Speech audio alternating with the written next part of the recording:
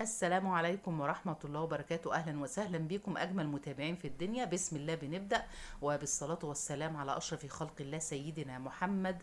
بنستمر في الفيديو بتاعنا. هنعمل النهاردة صنف القمر العسل دوت، والله العظيم عامل زي الزبدة. أنا ما قادرة أقول لك إيه الجمال والطعمة والحلاوة دي. أولا ده اسمه السردين، بس مش السردين البلدي اللي هو السردينة الكبيرة ما شاء الله اللي محملة لحم دي بالشكل القمر اللي انت شايفاه دوت. جميل جدا، حلو قوي، نظيفة حلوة طازة. موجود في الأسواق، مش فاكرة الكيلو يمكن ب65 أو ب60، مش متذكرة قوي. في بطاريخ زي ما انت شايفة ما شاء الله، بطروخ بتاعه كبير بالحجم القمر ده. بص جماله وطعمته، ولا لو قلت لك ريحته بقى حاجة كده ضرب من الخيال.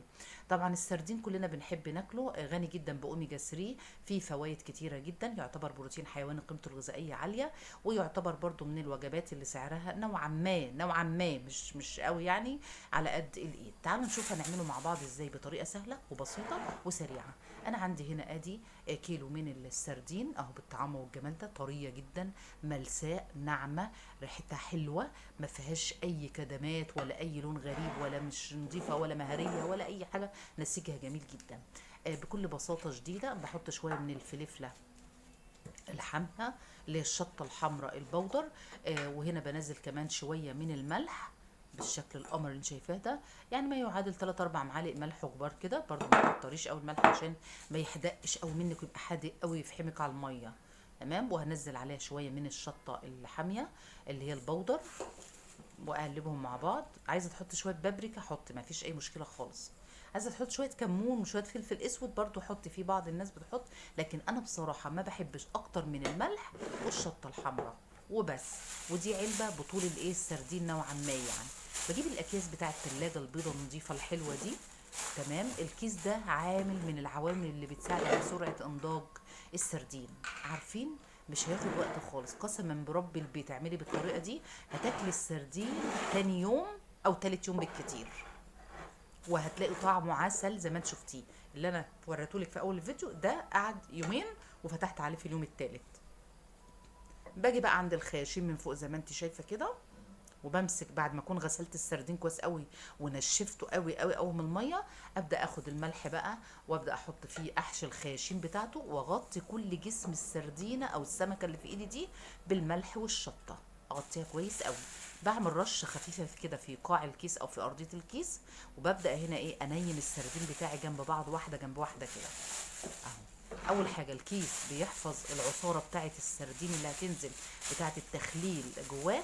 وفي نفس الوقت كمان لما تكتمي الكيس ده هو بيساعد فيه سرعه انضاجه، وبيعمل حفظ للسردين بتاعك ان يخش له اي هواء عشان ما يؤديش الى بكتيريا او فطريات او ما شابه ذلك.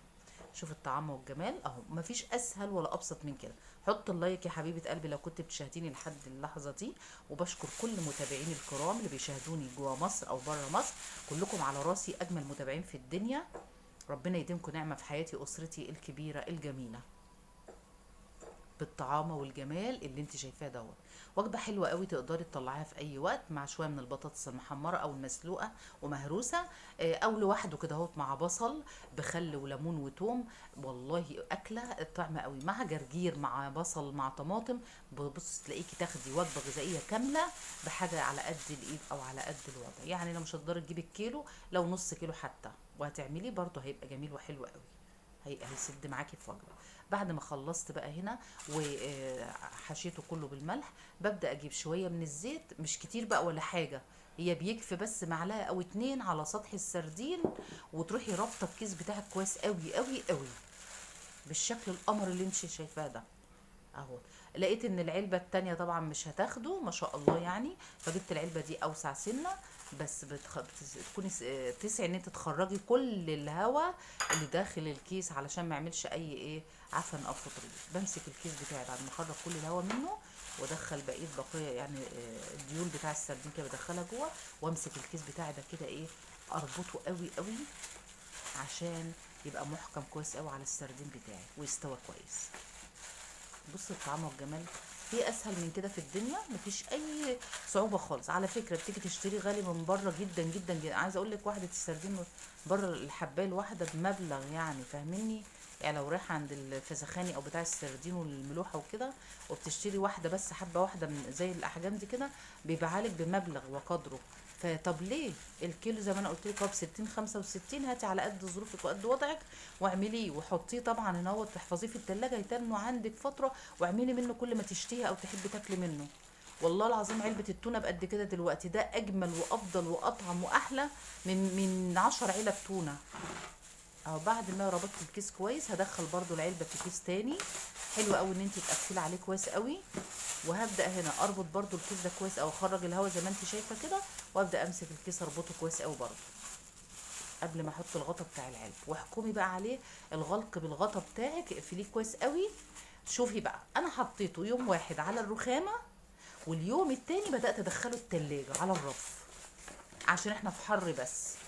اما في الشتاء او في البرد عادي سيبيه بره، مفيش اي مشكلة. يعني قعد يومين بالظبط، وتالت يوم الصبح انا فتحت عليه عشان اصور لك بقية الفيديو. اه بالشكل ده كده بقى، انا بركنه على الرخامة او الترابيزة او المنضدة في المطبخ لمدة يوم. على فكرة الأمعاء الداخلية بتاعت السردين دي عامل من عوامل التخليل، مع الملح اللي احنا حطيناه، مع شوية الزيت، وان احنا نقفل الكيس، دي كلها عوامل بتساعد على سرعة التخليل. تعالي يا قمر انت وهي، ده بقى في اليوم الثالث، في بداية اليوم كده بدأت هنا ايه افتح عليه بقى معاكي.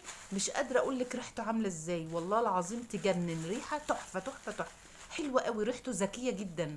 بص الجمال، او طالع ولا مهري ولا في اي حاجة، وطالع عسل عسل عسل. اوريكي دلوقتي بقى لما افصصه معاكي وانضفه، شوفي الجمال عامل ازاي. شفت الطعامة والجمال؟ تخيلي ما تعملي سردين في يعني يومين، والتالت فتحت عليه، يعني يومين. بص ميته كمان ريحتها تحفة. ينزل بقى العصارة بتاعته بالشكل القمر اللي انت شايفاه دهوت. عندك بقى الزيت والليمون والبصل، وابدأي بقى ايه، اعملي بقى اكلة حلوة كده تنفع لوجبة الغداء. اكلة جميلة ولذيذة، وقيمتها الغذائية عالية، وبسيطة وسهلة، وغير مكلفة كمان، بقدر المستطاع بتبقى على قد الوضع شوية. ابص البطروخ اللي طالع من قلبه، بسم الله ما شاء الله، ما شاء الله ما شاء الله. اهو ده البطروخ، ما بيترماش طبعا، في ناس بتحب تاكله. اهو بطعمه والجمال اللي انت شايفاه دهوت.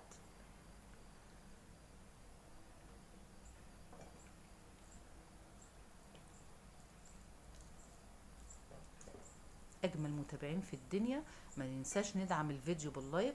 والناس الجميله القمر اللي لسه ما اشتركتش في قناتي، اشتركي، هتستفادي كتير في كافه المجالات، وفي كل الانشطه، وفي كل مناحي او نواحي الحياه.